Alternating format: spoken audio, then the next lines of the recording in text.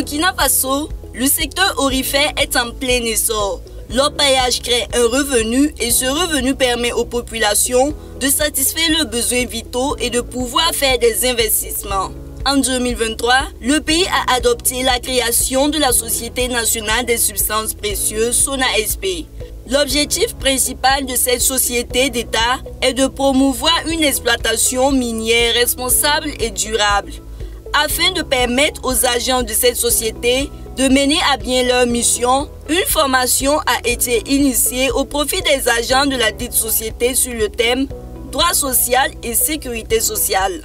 Il était de bon temps que nous puissions permettre à chacun, dans le cadre de lui permettre d'exécuter au mieux les tâches à lui confier, de pouvoir savoir quelles sont ses nouvelles obligations, quels sont ses nouveaux droits, comment est-ce qu'il faut exécuter les services dorénavant et surtout montrer comment est-ce que quelle est la démarche indiquée dans cette nouvelle configuration-là pour la résolution des conflits.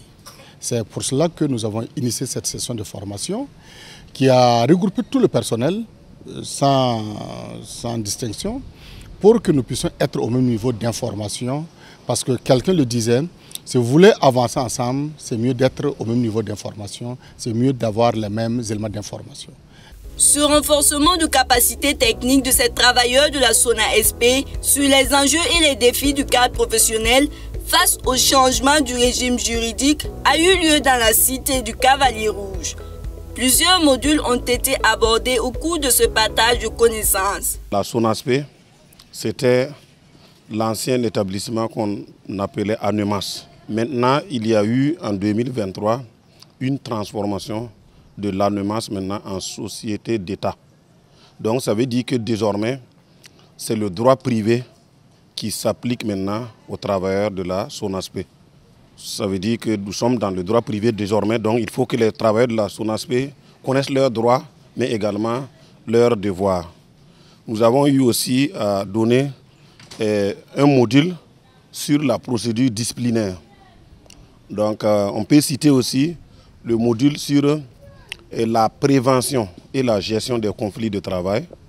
Il y a eu le module sur la sécurité sociale. Il y a eu un module sur la sécurité et santé au travail, entre autres. Pour ces agents, les différents modules abordés leur seront bénéfiques dans l'exercice de leurs fonctions. C'est déjà bien pour chaque partie de connaître d'abord ses droits et ses obligations. Plus tu connais tes limites, plus tu sais comment te comporter. C'est déjà très capital pour les relations entre travailleurs et employés. Et également comment fonctionne le régime de sécurité sociale, parce qu'il y a beaucoup de travailleurs qui ignorent un peu quelles pourraient être les prestations que la CNSS par exemple offre.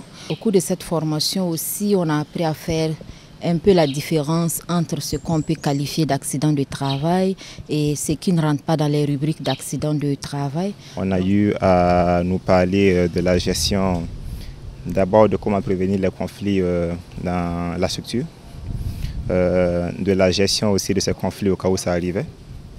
On a abordé également aussi le volet aussi social concernant la CNSS. Voilà les avantages que la structure nous donne étant couvert ou pourtant étant assisté par eux.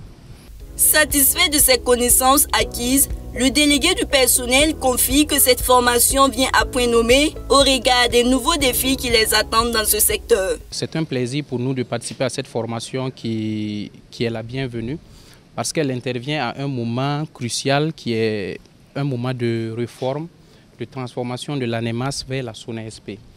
Et cette formation va nous permettre d'avoir les outils nécessaires pour affronter les nouveaux défis qui s'exposent à nous. Et je dirais dans un premier lieu que les premiers responsables ont eu cette vision qui vont nous permettre d'avoir vraiment les bonnes pratiques pour se lancer dans cette nouvelle structure qui est d'envergure nationale. Et je dirais aussi en second lieu que cette formation va situer les responsabilités, va nous permettre de savoir à quel niveau chaque acteur doit intervenir et pouvoir apporter sa contribution pour la bonne marche la bonne exécution des missions de la société. La formation a été concrétisée par des évaluations sanctionnées par de bonnes notes. Cela a conduit les organisateurs à se réjouir de la portée de ces échanges. Des attestations ont été également remises à chaque participant. Ils sont désormais prêts à affronter les défis auxquels ils feront face.